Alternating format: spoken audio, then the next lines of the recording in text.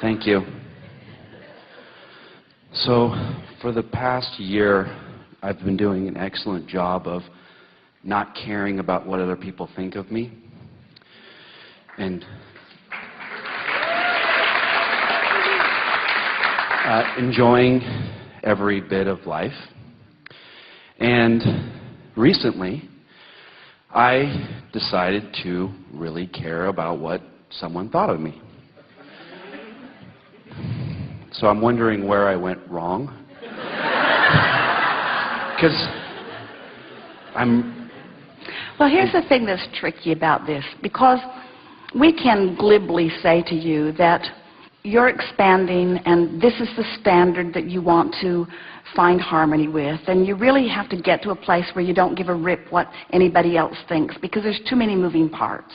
And if you're trying to stand on your head to please that one or that one or that one or that one or that one, you really can only have one person in your life like that, you know. Because if there are two and they want something slightly different, then you don't know what to do. But all of that is, while it is law-based, it's not the easiest thing in the world for you to make work in your life, because the fact of it is, there are a lot of people in your life, and a lot of people do hold you as their object of attention, and a lot of people do have a response to things you do and things you say and things you think. In other words, you're getting constant feedback. So if you've been trained, like most people do, to try to offer behavior that produces pleasing responses from them, then life's really busy for you. Your parents taught that to you early on. If you please them, they smile. If you don't please them, they punish you in some way. And without meaning to, they were well-meaning in every case, they trained you away from your own guidance system. And the thing that's tricky about that is that as you try to please that one, no matter what it is, there is a strong possibility that you are defying what you have actually put into your own vibrational reality, that your own source energy is calling you towards. So you really have come to a rather strong decision that is of great value when you say, I've decided that it matters most to me how I feel, because it matters most to me that I'm in alignment with Source. But then it turns out that it all kind of fits together nicely, because for you to be in alignment with Source, you must think loving and appreciative thoughts of whoever is your object of attention. And when you're thinking loving and appreciative thoughts of whoever is your object of attention, the law of attraction matches you up with things that feel really good to both of you. In other words, these laws really do not betray you in any way. Here's an interesting way of approaching this.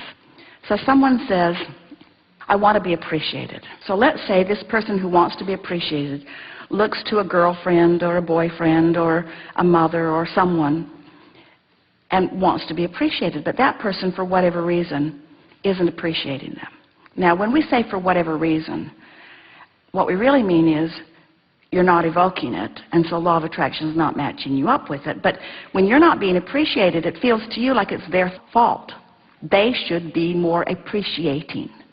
Because if they were really doing their job, they would appreciate me regardless of the vibe I'm giving off. Which isn't true, but that's the way you feel when you're not in the vortex. So then let's say this person who wants to be appreciated but isn't being appreciated says to their inner being, or to Abraham, Abraham, that person won't appreciate me, so I would like you to.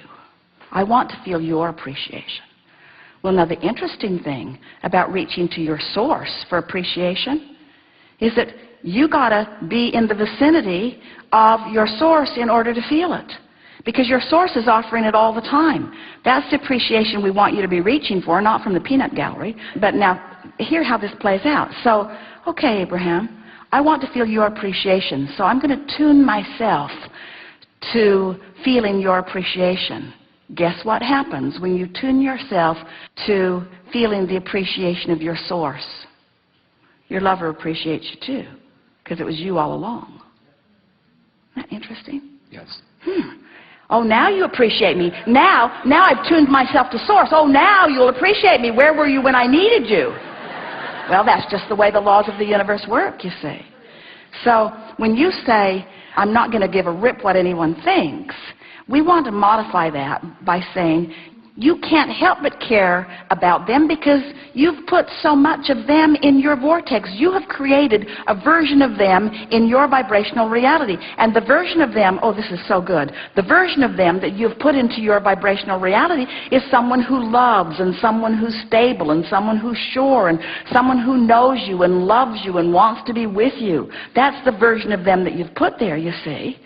And so it's your job to see that version and only that version, no matter how they're behaving. And that's the tricky thing, because some of them are loud. Some of them are just really in your face, not behaving the way you'd like them to behave. But you have to hold to your picture of what you are wanting, or put yourself in a place where at least you're not seeing so much of what you don't want. Don't you think that's a good way of looking at this? That when you reach for the love that Source will always give you, in order to find it, you've got to tune yourself to it. And when you tune yourself to it, then only that part of others can show themselves to you. That's why we say, line up with who you are, and then everything else takes care of itself. Law of attraction sees to it. Okay. Now, we know you understand the theory of that. Want to talk about it in detail? A little. I felt like I did that in 2009, and at the end of the year... Well, we don't care about 2009. Okay. We don't care about 2010. We don't care about what you call today. This vibrational reality is bigger and faster. It's where it's at. Listen to this. Your vibrational reality, which is manifestation yet to come, but vibration already in place, from our point of view, is present tense. And your reality that you're living right now, boom, there it went again, there it went again, there it went again, there it went again, there it went again, there it went again, there it went again. Past tense, past tense, past tense doesn't mean diddly squat. It's already done its work. It put it here, this is where it's at. I agree. All that matters is how you feel now. Because now and how you feel is the juncture where you meet you. How you doing? I'm lonely. Then you're not doing well. I'm ornery, then you're not doing well. I'm hopeful, better. I'm overwhelmed, not so good. I'm hopeful, better. In other words, how you doing, how you doing? I agree 100%. And so, as we said to someone earlier, our best work is to soothe your resistance. So, we start to soothe your resistance by telling you the unequivocal, undeniable law that never gets squirrely on you. Now, if you want to give us some details, we'll help you soothe your resistance. Specifically, the feedback on me at work was negative relative to my perception of how I was performing. And so now, as I went through a year of work and enjoyed and had passion and love and desire for the things I was doing and saved the company $20 million, at the end of the year I hear negative feedback to how I perform. All right, so consider this. You can only get negative feedback from people outside the vortex. I agree. So why would you care what someone out of the vortex says to you when it's 100% probability of it being negative? So where do we suggest you get your feedback from? Source. And what do you think Source is saying about that? We really want to jump in here so that you get it. You care what they think. I agree. That's like asking someone who doesn't have any money to give you a loan. And the degree to my discomfort is inevitable, or is seen with the degree at which my rating was to my perception. That's all flawed. This is what it is. Okay. This is the reason you feel so bad. It hasn't got anything to do with them. It's that you have expectations of yourself that when you give attention to their negative rating takes you apart from who you are. It's not their statistics that are messing you up. It's your own. In other words, this will feel a little off the subject, but it really isn't. It's right on. Someone will say, this rascal, often it's a lover or an employer, this person has made me so frustrated and angry, and in the process, I have asked for this, and asked for this, and asked for this. So that person is responsible for enormous expansion. My vortex is spinning faster, and my inner being is standing taller because of that rascally rascal. So that person is the reason that I expanded. And that person is also the reason that I don't take my expansion, because I'm looking and listening to what that person says. Correct. So we think you had a good idea in the beginning not to give a rip what that person thinks. But that's not going far enough. You have to thank them and their trouble for the expansion that they affected in you. You see, you're not upset because their rating of you isn't pleasing them. You're upset because your attention to their negativity is not who you are. Can you feel that? Yes. And you said some words that were very telling in that, because you kept saying, my perception and their perception. Their perception of me doesn't measure up to my perception of me. And we say, no, that's not what it is. Your perception of you isn't matching up to your perception of you. They are irrelevant. They were only fodder for your expansion. Thank you. Because it's so interesting. That's like having a really contrasting person really make you expand and then feel bad that they're not at the vortex party. They can't come to the vortex party. They were the trouble that made you expand, you see. And you're needing them to come and celebrate with you your success is off base, because that's not where they're vibrating right now. And you have to let that be all right and love them for the important part they did play in your expansion.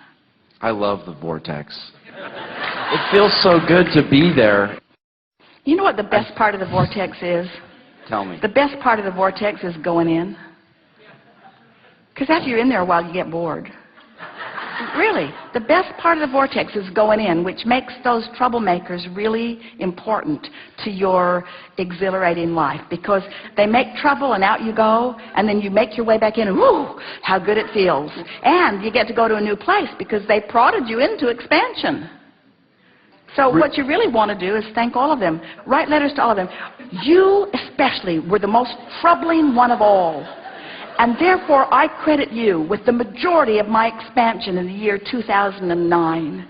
And I'm so looking forward to completely ignoring your opinion of me in the year 2010 in order to reap the benefit of all that you helped me to achieve in 2009. I love it. I love it. Remind me for just 2 seconds again how to just continue to maintain and stay in that vortex and never come out. Well, never come out. I never want to come out. You missed the point. If we say to you, the best part is going back in, if you never come out, you're going to miss the best part. Thank you very much. Because step one is the contrast that causes the expansion, you see. So you just got to love it all. I do. Good time for a segment of lunch.